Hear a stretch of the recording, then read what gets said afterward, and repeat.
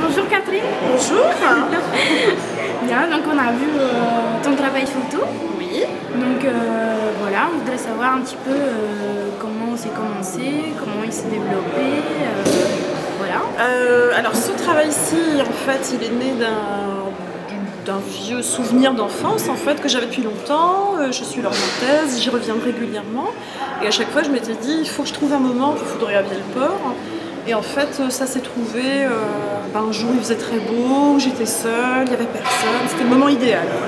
Maintenant mon travail photo il est, ce que je disais tout à l'heure, c'est plus un travail de peintre frustré en fait. Moi j'aime bien travailler sur la couleur, l'irréalisme, enfin m'éloigner le plus possible du réalisme et surtout je veux prendre une photo que personne d'autre n'a pris. C'est-à-dire que j'ai l'impression que je veux proposer aux gens mon regard à moi sur les choses. Je ne veux pas retrouver cette photo dans un autre album, dans une autre expo. Enfin, voilà, je veux faire une photo qui parle de moi, donc de façon très narcissique, et qui propose mon regard sur les choses. Voilà. D'accord.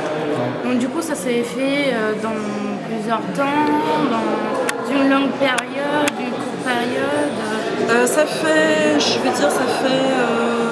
Bon, la photo argentique, je m'en suis approchée quand j'étais plus jeune, mais en fait, c'était tout ce qui était autour du labo me déplaisait beaucoup. Toutes ces contraintes matérielles me gênaient finalement.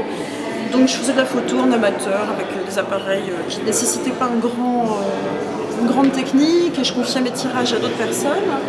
Et puis avec l'avènement du numérique, je me suis dit là je vais pouvoir me lâcher en fait. Comme beaucoup de gens en fait, le numérique c'est un peu l'occasion de faire des choses différentes.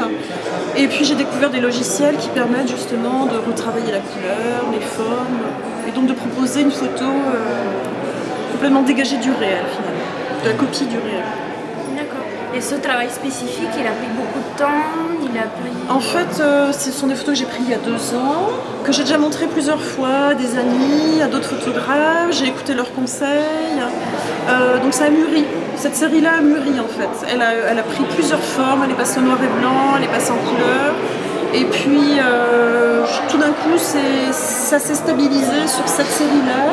J'ai essayé de la rendre le plus homogène possible et puis de travailler sur les tirages également, sur le rendu en fait. Voilà. D'accord. Donc c'est quelque chose qui va continuer en fait. Alors sur cette série-là, non. Je pense qu'elle est close. Je vais peut-être rajouter 1 ou 2 photos qui n'apparaissent pas encore, mais elle est close. Et puis là, je travaille sur des photos de Thaïlande en fait, parce que j'étais en Thaïlande il n'y a pas longtemps. Et c'est un pays extrêmement coloré. Oui. Peu de gens le savent, mais en fait, il y a la couleur absolument partout. Enfin, il y a l'univers du manga et l'univers...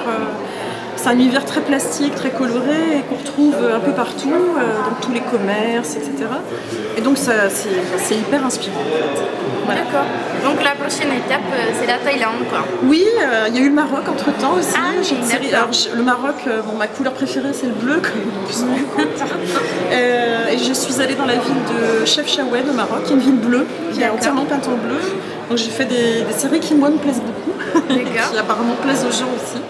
Et voilà, quoi, donc c'est vrai que le bleu est ma couleur, on peut le dire. Bien. On attend la prochaine série alors. Merci beaucoup. Merci. Voilà. Merci beaucoup.